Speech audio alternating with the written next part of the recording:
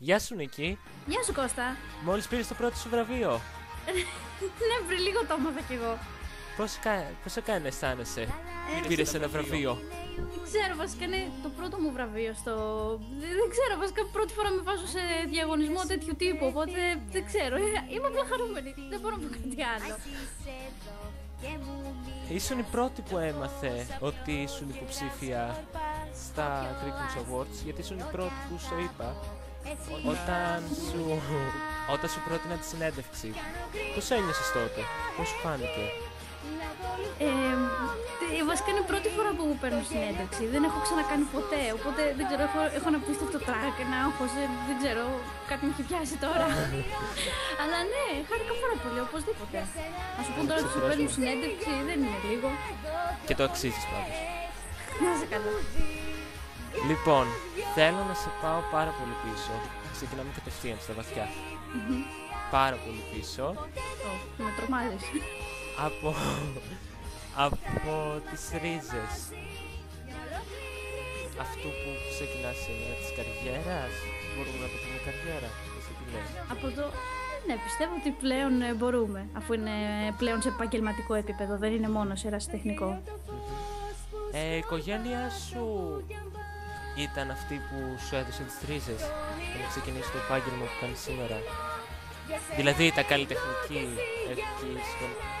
Εντάξει, μπορώ να πω ότι έχουμε όλοι λίγο πολύ την τέχνη στο αίμα μας. Η αδερφή μου λίγο τραγουδάει, η μαμά μου ασχολείται με το ραδιόφωνο, ιντερνετικό.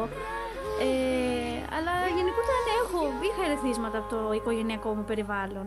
Όχι συγκεκριμένα για τη μεταγλώτηση, αλλά γενικά. Θυμάμαι, τραγουδούσα, έπαιζα αρμόνιο που μου είχαν πάρει τότε. Ναι, γενικά υπήρχαν. Και ξεκίνησες... πώς έβλεπες τη ζωή σου, ας πούμε, όταν ήσουν μικρότερη αργότερα, πώς θα ήθελες να ήταν? Ποια ήταν τα όνειρά σου? Κοίταξε να δεις, εγώ βασικά μικρή ονειρευόμουν να γίνω οδοντίατρος, κάτι το οποίο έχει πολύ από την πραγματικότητα πλέον. Γιατί εγώ ακόμα και φοβάμαι να περάσω την πόρτα του οδοντιάτρου, πόσο μάλλον να είμαι εγώ μέσα και να περιποιούμε τους ασθενείς. Αλλά από τότε που θυμάμαι τον εαυτό μου, βασικά θυμάμαι στην μικρή γοργόνα που είχε βγει τότε, την πρώτη του 91, που ήμουν πολύ μικρή, 3 χρονών, 4, πόσο ήμουνα. Θυμάμαι που έκλεινα τη φωνή και τραγουδούσα πάνω από την Άριελ. Δηλαδή ήταν αγάπη μεγάλη η Άριελ, από τις αγαπημένες ταινίες Disney. Με τον καιρό ασχολήθηκα ανέβασα το πρώτο μου βίντεο στο YouTube. Μάλιστα, πότε, τώρα κλείνει χρόνο. Το πρώτο φαντάβ στο YouTube που είχε ανέβει ποτέ. 25 Απριλίου του 2008. Το 7 έφτιαξα το κανάλι μου, το 8 ανέβασα το πρώτο μου τραγούδι στο YouTube από ένα άνιμε. Το οποίο παίζονταν στην Ελλάδα και δεν είχε ελληνικό intro τότε, οπότε δεν ξέρω πώς μου είχε έρθει. Ήμουν στη σχολή τότε. Απλά μου ήρθε, το έγραψα και το ανέβασα. Και κάπως έτσι το ξεκίνησα, που λέγανε εντάξει, ωραίο είναι, γιατί δεν το κοιτάς, γιατί δεν το κοιτάς επαγγελματικά, αφού μπορείς, αφού το έχεις. Με τα χρόνια εξασκήθηκα, έβλεπα και τα σχόλια των παιδιών και μια μέρα είπα γιατί όχι. Και το κυνήγησα και επαγγελματικά.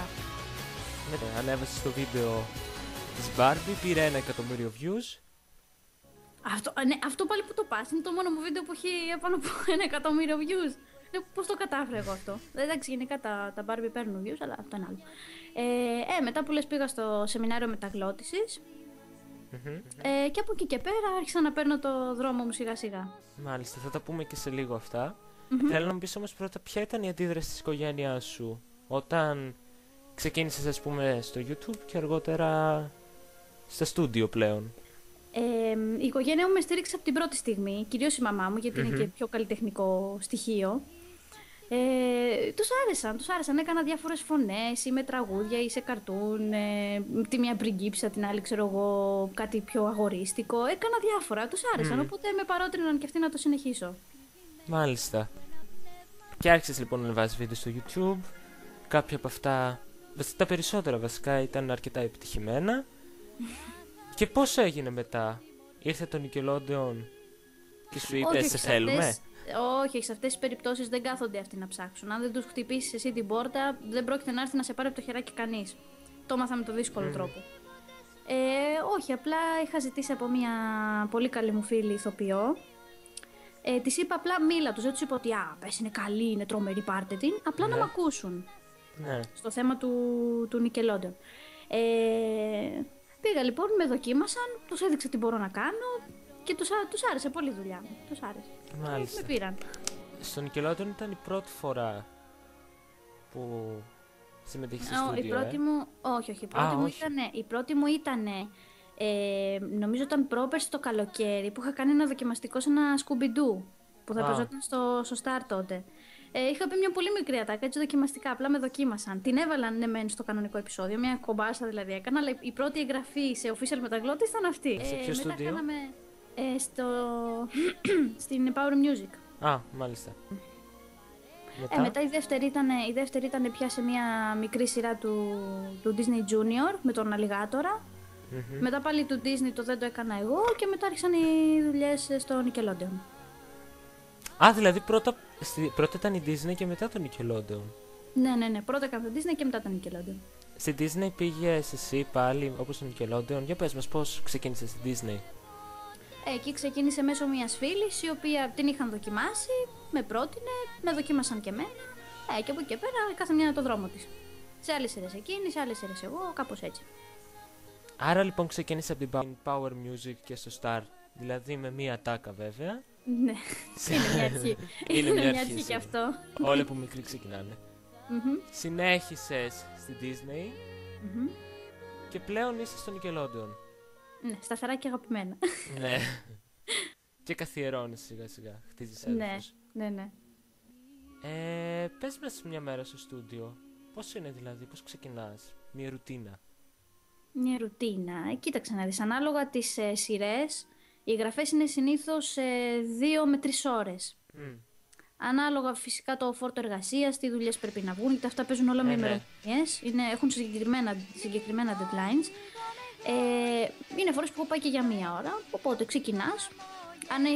Εγώ προσωπικά, να μιλήσουμε σε προσωπικό επίπεδο, αν έχουμε να κάνουμε και κάποιο τραγούδι, ξεκινάμε πρώτα με πρόζες, με ομιλία, δηλαδή αν έχω κάποιο μικρό μπρόλο έτσι για ζέσταμα, μετά μπαίνουμε στα τραγούδια. Δηλαδή κάνεις τραγούδια περισσότερο. Δεν κάνω μόνο τραγούδια, βασικά για τραγούδια προοριζόμουν, γιατί τότε που πήγα θέλανε κοπέλα να τραγουδάει, αλλά όταν τους έδειξα ότι μπορώ να κάνω κι άλλα, με βάλαν και σε σειρές. Ας πούμε, σχεδόν με το που πήγα είχα 2 σειρές ολοκλήρες επάνω μου. Τη Μικρή Πριγκίπισσα που έπαιξε στην Ερίτ και το Ζακ και Κουάκ που έκανα πάλι το αγοράκι το Ζακ στο Nickelodeon. 2 πρωταγωνιστικοί ρόλοι. Ναι, καπάκι. Εγκεφαλικό. Από εκεί ξέρω εγώ που έχεις κάνει μικρούς ρόλους, ξαφνικά παίρνεις σε 2 σειρές ολόκληρες επάνω και είσαι σε φάση what? Ναι. Και πρέπει μέσα σε ένα 3ωρο, 2 ας πούμε, να βγάλεις 4-5 επεισόδια. Για πες δηλαδή, γιατί σε διάκοψα κιόλας πάλι. Πώς είναι μια μέρα, ας πούμε, πας στο στούντιο, μας είπες ότι ξεκινάς με ένα ζέσταμα, με μερικές ατάκες και πας στα τραγούδια. Πώς συνεχίζεται? Ανάλογα τις σειρές, γιατί είναι φορές που έχουμε γράψει και 2 σειρές, ας πούμε, διαφορετικές. Δεν μένουμε μόνο σε μία. Είναι ανάλογα βασικά, δεν ξέρω. Γενικά το να είσαι voice actor ή μεταγλωτιστής ή ο αντίστοιχος ελληνικός όρος είναι πολύ σύνθετη δουλειά, γιατί πρέπει να διαβάζεις, να παίζεις, να ακούς και να βλέπεις ταυτόχρονα με ένα κείμενο που δεν έχεις πιάσει ποτέ στη ζωή σου. Με ένα κείμενο που δεν έχεις ξαναδεί ποτέ. Με ένα χαρακτήρα που δεν έχεις ξαναδεί. Εντάξει, σαφώς βλέπεις 1-2 ατάκες να δεις πώς πάει, τι φωνή έχει, να βρεις το ηχόχρωμα, το πώς θα τον κάνεις. Αλλά πέρα από αυτό, απλά έχεις το κείμενο και απλά τα ρίχνεις, απλά μιλάς. Δεν έχει κάτι άλλο. Άρα είναι μια τρομερά δύσκολη δουλειά. Τίποτα δεν είναι δύσκολο, αρκεί να το εξασκήσεις. Όλα θέμα εξάσκησης είναι. Εντάξει, δεν πήγα κι εγώ μια μέρα στο στούντιο και είπα, το ξέρω. Εντάξει, μου πήρε λίγο καιρό να συνηθίσω, γιατί στο σπίτι μου τα έκανα με διαφορετικό τρόπο. Τα έκανα με την ησυχία μου. Δεν είχα το άγχος ότι κάποιος με βλέπει, ότι κάποιος άλλος με ηχογραφεί. Θα του αρέσω, θα με πάρει στη δουλειά του, ας πούμε. Είναι διαφορετικά. Γιατί αλλά πλέον εντάξει, είναι... όλα θέμα εξάσκησης είναι. Ακριβώς. Σου συνέβησε ποτέ κανένα πρόοπτο όταν είσαι στο στούντιο, σε ηχογράφηση? Κάτι περίεργο?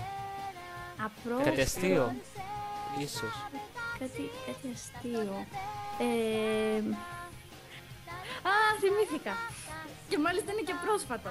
Για πες.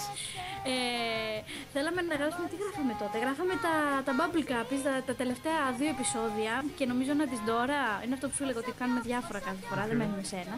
Ναι. Και είναι τώρα ένας τύπος, επειδή το συγκεκριμένο στούντιο είναι σε πολυκατοικία. Και εντάξει, ναι, με το sound booth είναι μόνο του, είναι μονομένο. Αλλά είναι λοιπόν ένας τύπος από κάτω, στο από κάτω διαμέρισμα, ο οποίος κάνει ανακαίνιση. Τους είχε πει λοιπόν ότι θα κάνει ανακαίνιση πριν 2 εβδομάδες. Τους είχε πει, παιδιά, θα κάνω, ξέρω εγώ, φασαρία για 2 μέρες, ας πούμε. Και ήταν η 3η συνεχόμενη εβδομάδα που μιλάμε τρυπάνια να τραντάζετε το πάτωμα. Και να είμαστε σε φάση.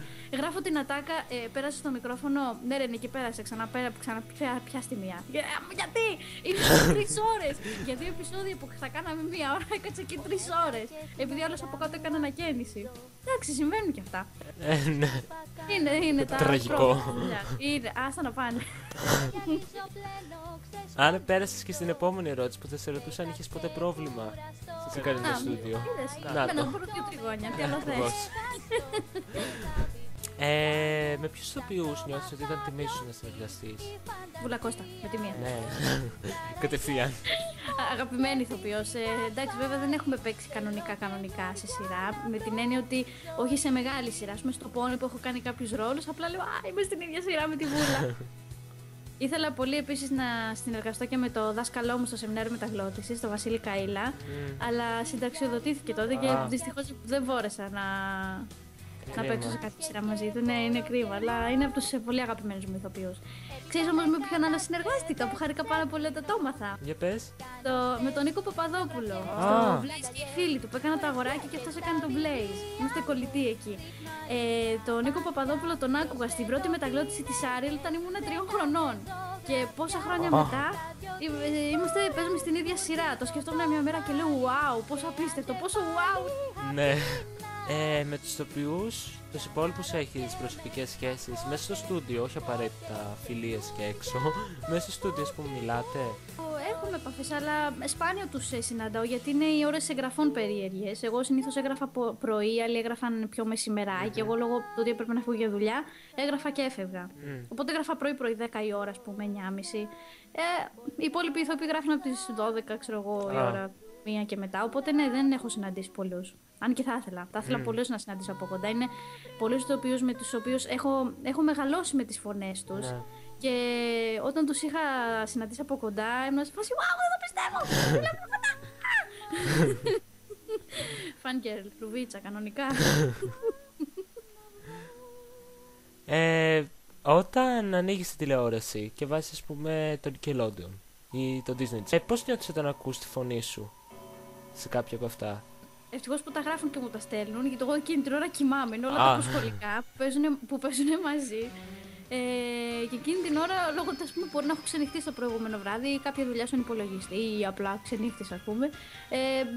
Δεν τα βλέπω. Μερικές φορές που σηκώνομαι πρωί, ναι, τα βλέπω. Και χαίρομαι. Είναι μερικές φορές που τα βλέπω και ούτε εγώ δεν το πιστεύω. Ότι λέω, wow, έχω πραγματοποιήσει τον όνειρό μου. Δηλαδή, τι άλλο να θέλει κανείς. Είναι ό,τι πιο ωραίο. Ποια είναι τα αγαπημένα σου καρτούν και άνιμε? Και καρτούν. Χαίρομαι που το διευκρίνησες. Λοιπόν, μιας και έχω μεγαλώσει με Disney, είμαι πιο πολύ Disney fan παρά άνιμε. Εντάξει, βλέπω και άνιμε, γιατί και με τα δύο μεγάλωσα, αλλά κυρίως Disney, με πρώτη και καλύτερη την Ariel, που το είπα και πριν. Σε πολλούς άρεσε η Ariel, τι γίνεται? Δεν ξέρω, είναι τέλεια και είναι κρίμα που τη βγάλα στο Blu-ray. Τέλος πάντων. Λοιπόν, Μικρή Γοργόνα, ξέρεις όλα αυτά που έπαιζαν εκείνη την εποχή, αλλά η Μικρή Γοργόνα αγαπημένη με διαφορά. Τώρα από άνιμε, κάτι που έβλεπα μικρή, τη Sailor Moon, οπωσδήποτε Sailor Moon. Έβλεπα και Dragon Ball, τρελά, στο γυμνάσιο. Ήξερα όλη την πλοκή απ' έξω, έκανε σε πολλούς εντύπωση που έβλεπα Dragon Ball. Ποιο άλλο, και η Νουιάσα. Από τα αγαπημένα μου άνιμε. Τώρα από εκεί και πέρα βλέπω διάφορα. Εντάξει, πολλά μου αρέσουν, αλλά αυτά είναι από τα πιο αγαπημένα, από τα top μου, ας πούμε.